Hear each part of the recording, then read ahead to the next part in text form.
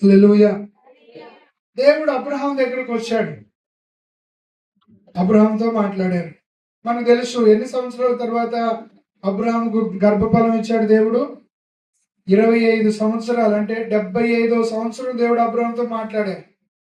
100 సంవత్సరాలకి ఇస్సాకు పుట్టాడు. అంటే ఎన్ని సంవత్సరాలకి? 25 సంవత్సరాల తర్వాత దేవుడిని అబ్రహాము నమ్మిన తర్వాత 25 సంవత్సరాల తర్వాత కుమారుడిని ఇస్తాడు. ఇచ్చిన తర్వాత కుమారుడు పుట్టాడు, 6 నెలలు అయింది, అన్నప్రసన్న కార్యక్రమం అయిపోయింది. చిన్న చిన్నగా మాట్లాడుతూ ముద్దుగా ఇస్సాకు మాట్లాడుతున్న మాటలు చూసి అబ్రాహాము సంతోషపడుతూ 100 సంవత్సరాల వేదనంతా మర్చిపోయి ఆ కుమారుడిని పెంచుకుంటూ ఇలా 10 సంవత్సరాలు అయిందంటారా, 14 సంవత్సరాలు అయింది అనుకున్నాం. ఇప్పుడు దేవుడు అబ్రహాం దగ్గరకు వచ్చి, నీ కుమారుణ్ణి నేను చూపించే ఓ పర్వతం మీద, ఆ దేశానికి వెళ్ళి ఆ పర్వతం మీద నాకు దహన బలిగా అర్పించన్నాడు. ఇప్పుడు అబ్రహాం ఏం చేయాలి చెప్పాలి. అబ్రహాం ఏం చేశాడో మనకు తెలుసు, కానీ అబ్రహాం ఏం చేయకూడదు? బాగా నన్ను అర్థం చేసుకునే ప్రయత్నం చేయండి. దేవుడు వచ్చి అబ్రహాముతో మాట్లాడిన వెంటనే తనకు నచ్చితేనే చేస్తాను, నచ్చకపోతే చేయను కాదండి. హల్లెలూయా. దేవా నువ్వు చెప్పే ప్రతిదీ నాకు నచ్చితేనే చేస్తా అన్నవాళ్ళు నామకార్థమైన వాళ్ళు వాళ్ళ జీవితంలో ఏమీ సాధించలేరు. గాలికి ప్రయాసపడ్డట్టుగా వాళ్ళ జీవితం అయిపోతుంది. అలా కాదు, మరి ఏం చేయాలి? దేవా నువ్వు ఒక మాట చెప్పావంటే నేను దాన్ని తప్పక నెరవేరుస్తా. ప్రజలాడు హల్లెలూయా. అందరం చెప్దాం హల్లెలూయా.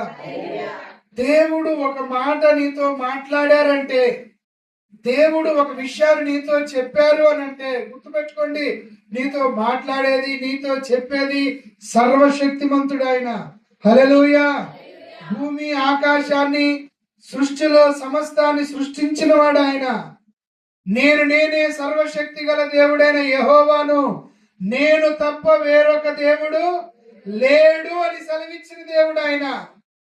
ఆయన వచ్చి నీతో మాట్లాడినప్పుడు, దేవుడు వచ్చి నీతో మాట్లాడినప్పుడు, దేవుడు నిన్ను దర్శించినప్పుడు మనం ఏం చేయాలనంటే, నాకు సర్వ సంపదలు దొరికాయి అన్న సంతోషంతో మనం పరిగెత్తాలి. ప్రజలాడు హల్లెలూయా. నిర్లక్ష్యం మనలో కనపడకూడదు. దేవుని మాటే కదా చేద్దాంలే అని వాయిదాలు కాకూడదు. ఎప్పుడైతే దేవుని మాట వినపడ్డదో వినిపించిన వెంటనే, మీరు చదవండి ఒకసారి 2వ అధ్యాయంలో దేవుడు చెప్పాడు, అర్పించుమని చెప్పిన 3వ వచనం.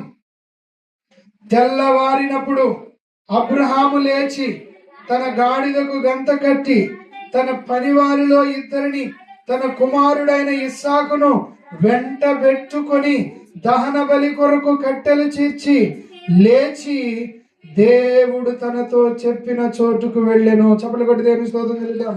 హల్లెలూయా. మీరు గమనించండి, కనీసం శారముతో మాట్లాడా?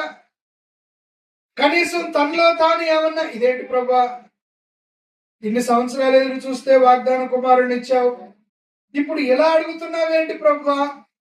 దేవా నీ మనసు మార్చుకో, దేవా నన్ను కనికరించు, నా కొడుకు నా చేతులతో చంపలేను, ఈ దహన బలి నేను చేయలేను, ఇలా తన హృదయంలో మదన పడడం గాని లేదా పశ్చాత్తాపడి ప్రార్థన చేయడం గాని, బాగా అర్థం చేసుకోండి, దేవుడు ఎప్పుడైతే మాట్లాడాడో సర్వ సంపదలు దొరికినంత సంతోషంగా.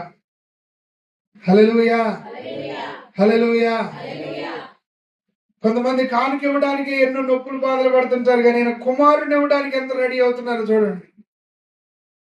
కొంతమంది ఆదివారం రావడానికే నొప్పులు బాధలు పడుతుంటారు, చూడండి తన ప్రియ కుమారుని ఇవ్వడానికి.